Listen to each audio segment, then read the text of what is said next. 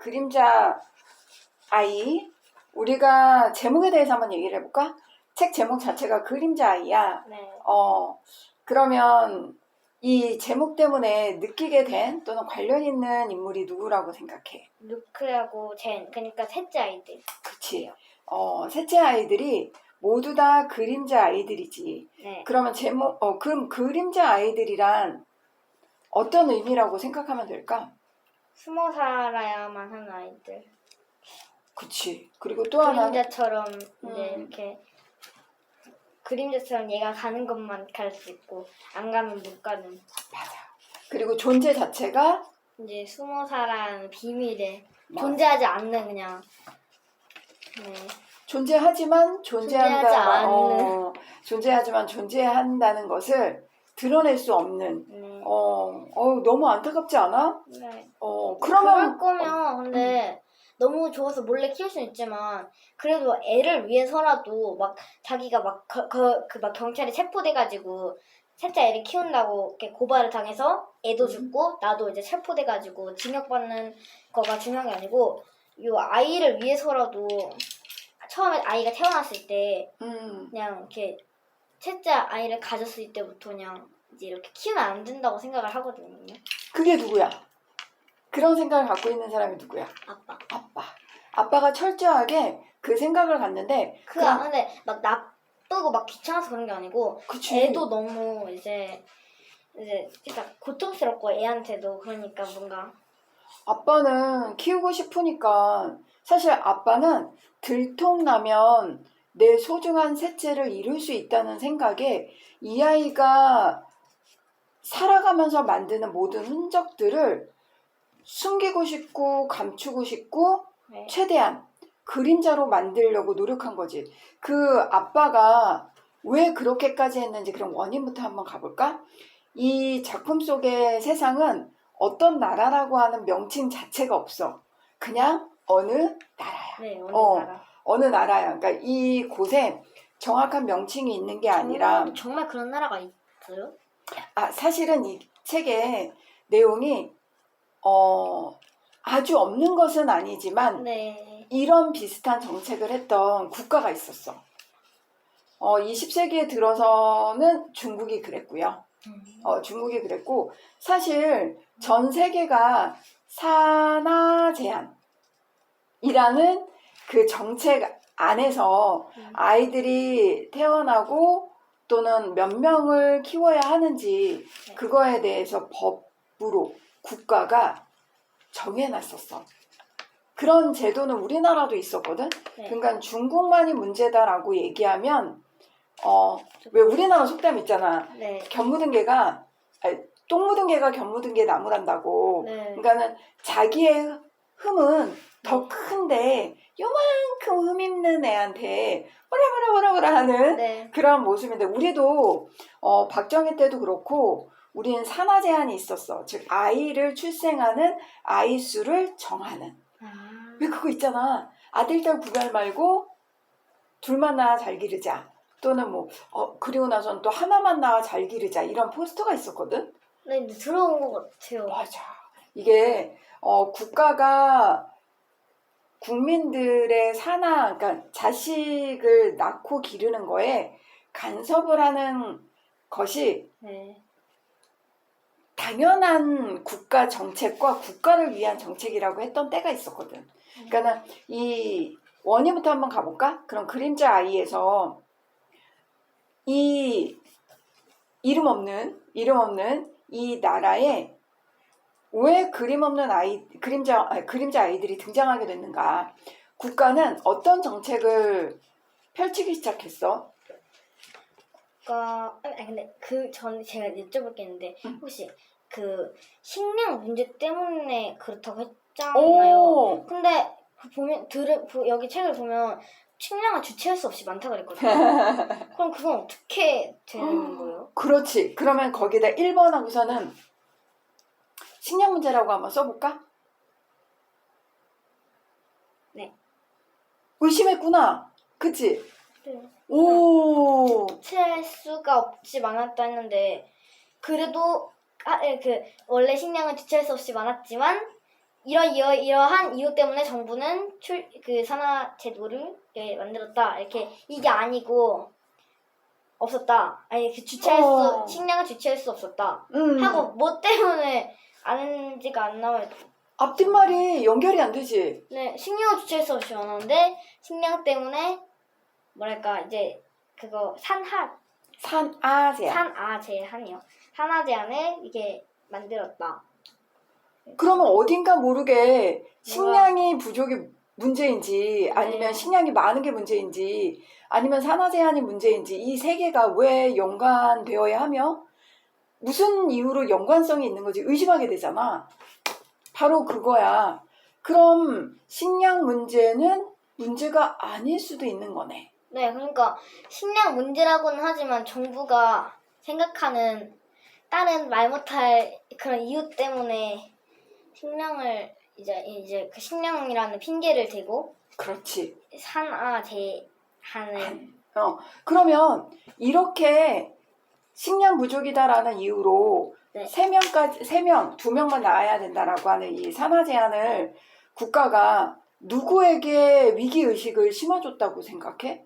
위험해요, 여러분. 우리 모두 함께 2명만 낳고요. 그리고 식량을 우리 조금씩 아껴 쓰고 포테이토 칩도 안 되고 코카콜라도 안 되고 막 이러면서 당신들이 먹을 수 있는 음식은 한계가 있습니다.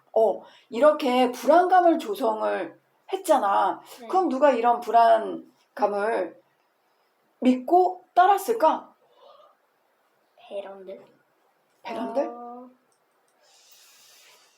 내가 인물 중에서 대립관계를 통해서 특징들을 알아봤을 때 쟤네 아빠랑 비교를 할 만하다라고 했잖아. 네. 그러면 누가 이 제도를 잘 따르고 있다고 생각해? 루크 아빠. 그렇지. 루크 아빠처럼 가진 게 없고 평범한 사람. 배런들이 아니고. 그렇지. 배런들가 정반대구나. 그렇지. 오히려 배런들을 넘어서 가난한. 그렇지. 그러니까 평범한 사람들 어떤 정책에도 손을 올리거나 의견을 댈 수 없는 힘 없는 평범한 사람들. 네.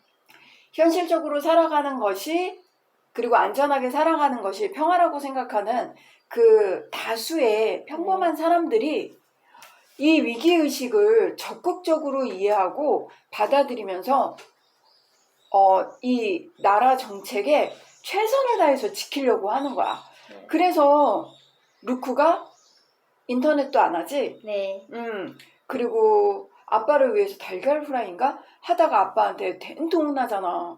그리고 나머지 식구들은 식탁에 앉아서 먹는데 자기는 혼자서 계단에 쪼그려 앉아서 먹는다는데.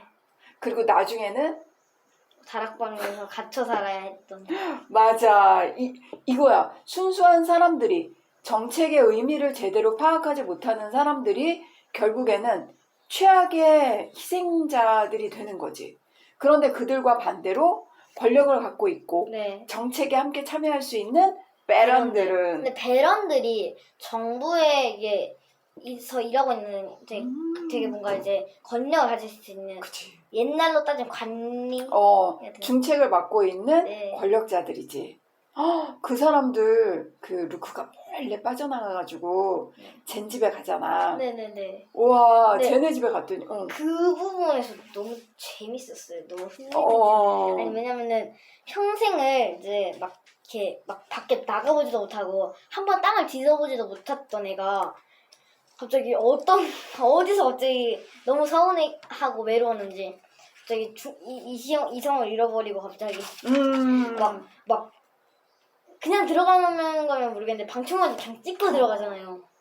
그걸 보고 진짜 너무 얘 한 번도 안 나와본 거 맞나? 궁금했을 것 같아. 왜냐하면 자기도 3번째 아이고 그 창문 넘어서 지켜본 결과 스포츠 가족에. 그치.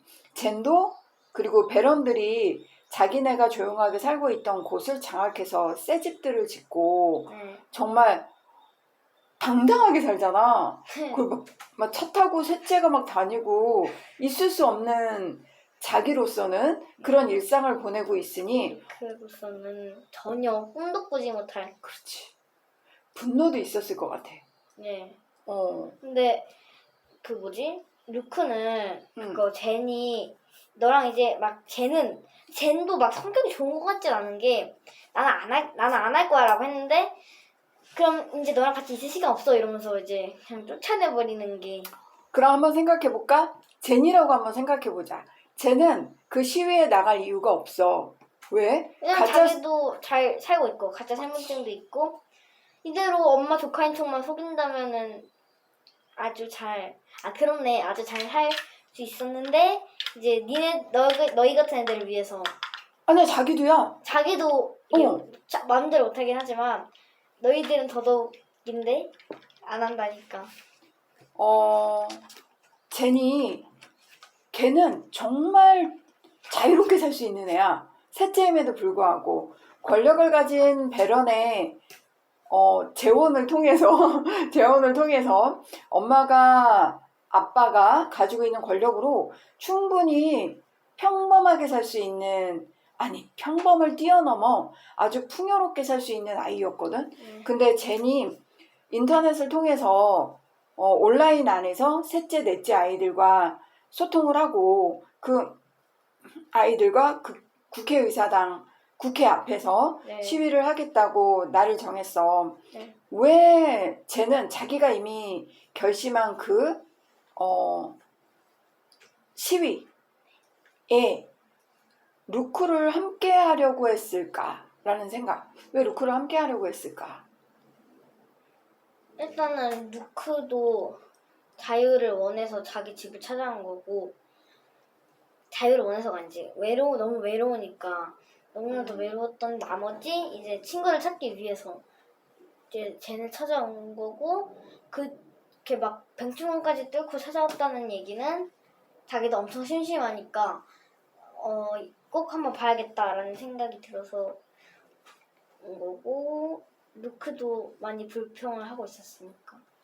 루크에게 젠이 책 2권을 줘. 하나는 이 식량 문제로 사람들을 통제하는 국가 정책에 찬성하는 책과 네. 식량 부족이 아니라 우리를 쉽게 통제하고 국민들을 불안에 쩔쩔매게 한 후에 네. 정부가 마음대로 정책하고 자기네 입맛에 맞게 독재하려고 하는 의도다라고 하는 찬성파와 반대파 책을 따로따로 주거든. 네. 제니?